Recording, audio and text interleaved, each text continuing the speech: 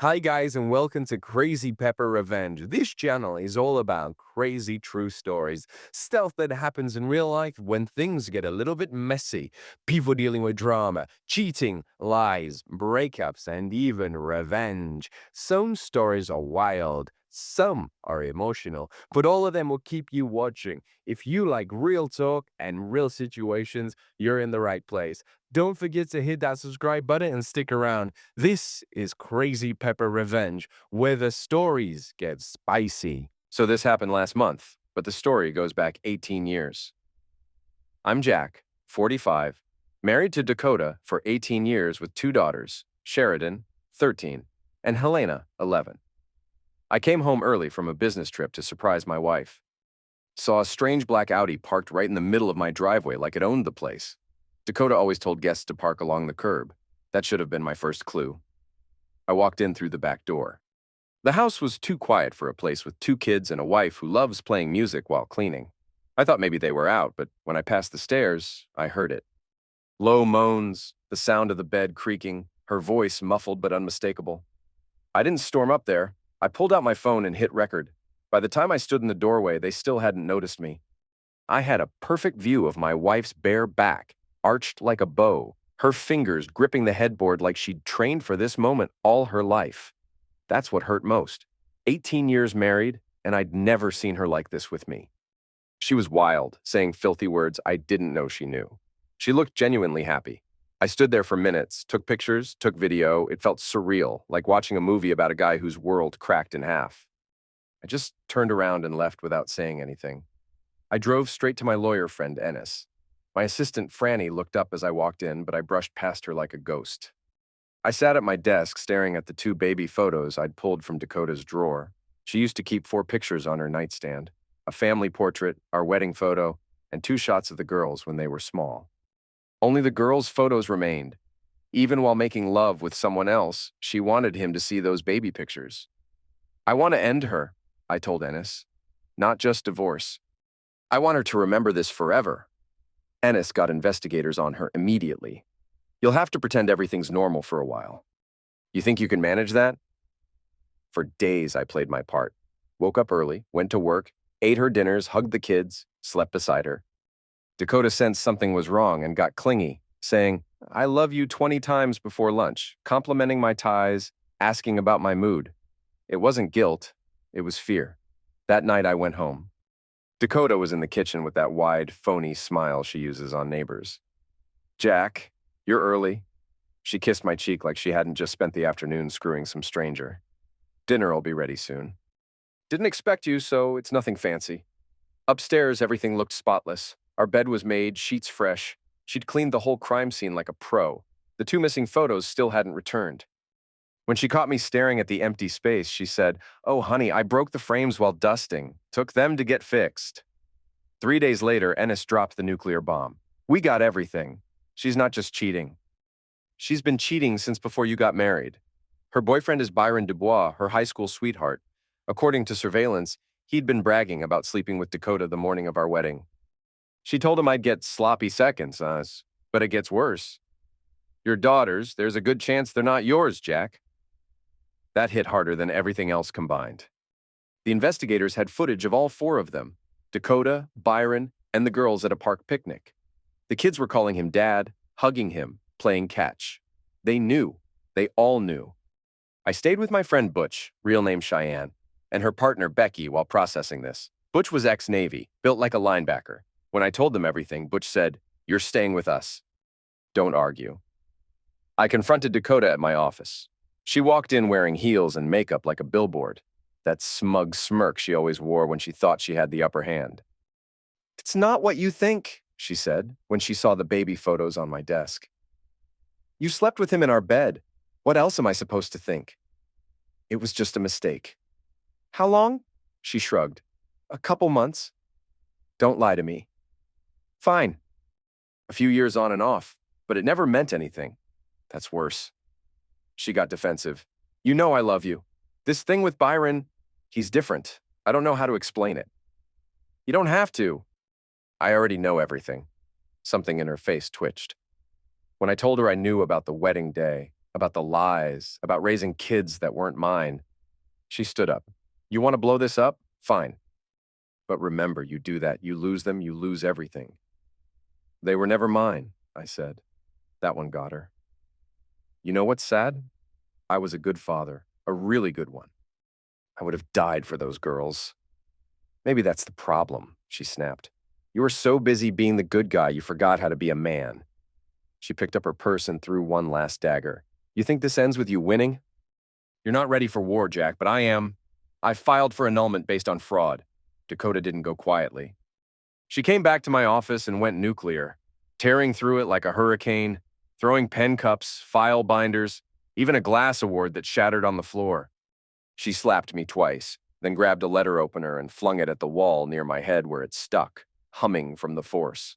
You smug little coward, she snarled. You think you won't? You sent people to spy on me, to follow me like I'm some kind of criminal. Security had to drag her out while she screamed. You're nothing, Jack, just a gray little man hiding behind rules and lawyers. I made you. I hope you rot alone. Then she spit on the floor at my feet. Dakota tried everything to stop the annulment. Sweet voicemails that turned venomous. You love me, Jack. We can fix this. Became, you're pathetic. I'll make sure you never see the girls again. Taking the girls out of state without warning, using them as hostages. One night she showed up at a bar where I was drinking. Had Byron drive the girls there in his SUV, pressed against the windows like prisoners? They still love you, Jack, she said. But if you go through with this war, you'll never see them again. You're using our daughters as hostages. I'm protecting my family. They're not your pawns. They're mine, not yours. Not really. When I refused her offer to just accept Byron and figure out some arrangement, she left. But Byron confronted me on the street later. He cut me off with his SUV, got out fast with his jaw clenched. She told you how this works? You said no? I did. She's trying to protect what's left, and you're dragging everyone through the dirt like it's a game. She's not protecting anyone. She's using the girls to hold me hostage? He pointed at me. You keep saying that, but you're the one pushing this war. I'm not going to pretend what she did didn't happen. I'm not going to sit down and let her rewrite history. You go through with this, Jack. She'll take it further. You won't just lose contact. You'll be painted as unstable, vindictive. She'll do whatever it takes. Only backed off when a cop car showed up and asked if everything was okay. The media had a field day with the annulment trial. 18 years of marriage, fraud, DNA tests, private investigators, video evidence, the works. Dakota played victim. I was confused. Jack was distant. Byron and I. It was a mistake. But couldn't explain the texts, pregnancy plans, or recorded conversations. DNA tests confirmed it. Neither daughter was mine biologically. I felt the courtroom freeze when the results were read. Dakota didn't cry, just blinked. Byron didn't even show. It didn't feel like a win. A month later, my phone buzzed late at night. Unknown number, then a text. Dad, it's me. Please don't tell Mom. Sheridan. Both girls were on the phone, crying in their locked bedroom with the door locked. We're not okay, Sheridan said. Mom said you left because you were mad, but I know it's about Byron. About the truth. Mom told us not to say anything, Helena added quietly. She said you'd leave forever if we did, that it would ruin everything. She said you'd hate us. But then you left anyway, Sheridan said. And it's worse. It's so much worse. You're still my dad, Sheridan said. I don't care what any test says. You raised us. Me too, Helena added, voice cracking. We met at the library. Sheridan was in that gray hoodie she wears when she wants to disappear. Helena rushed me and hugged me around the waist.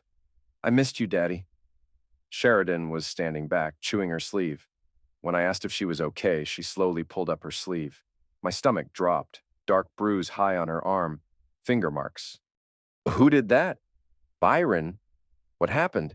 I didn't want to eat the broccoli. I got up from the table. He grabbed me and said I was being a brat. Mom told me to cover it, she said. She said not to make it worse. I immediately filed a police report. The desk officer barely looked up until I showed him the photo. That's a bruise. Who's the kid? My daughter, Sheridan Holt. You're the father? Not biologically, but I raised her since birth. So legally, I lost custody in the divorce. She lives with her mother. But the guy she's living with now, he did that. Their biological father. Then I went to confront Byron. Didn't knock, just waited outside until he came out with trash. Hit him clean in the jaw with everything I had. We fought in the driveway until cops showed up. I got charged with misdemeanor battery, but it was worth it. In family court, the judge tore Dakota apart. Miss Holt, you knowingly allowed your live-in partner to strike your daughter. You concealed the injury, discouraged your child from speaking up, and failed to report it. That is not protection. That is neglect. Despite not being their biological father, I got full custody due to long-term parental responsibility, emotional and financial support, and immediate appropriate action once you became aware of the situation. Dakota was given supervised visitation only. When the judge announced his decision, she completely lost it, screaming, "You can't just take them," slamming both hands on the table, flipping her chair. He doesn't even share their blood. When court officers tried to restrain her, she bit one's hand hard, full teeth. They had to drag her out while she shrieked, "You're all liars, you'll see. You'll regret this." The girls ran to me immediately and wrapped their arms around my waist. Neither looked back. They knew they were safe now, and I wasn't letting go. Turns out being a real father has nothing to do with DNA. I raised these girls for 13 and 11 years respectively. I was there for every nightmare, every scraped knee, every proud moment. Byron may have provided sperm, but I'm their dad. The annulment was granted, Dakota got nothing, and I got my daughters. Sometimes the good guy wins. Edit. For everyone asking, yes, I'm in therapy to process all this. The girls are too. We're all healing together. Edit 2. No, I don't regret hitting Byron. Some things are worth the consequences. My daughter's safety is one of them.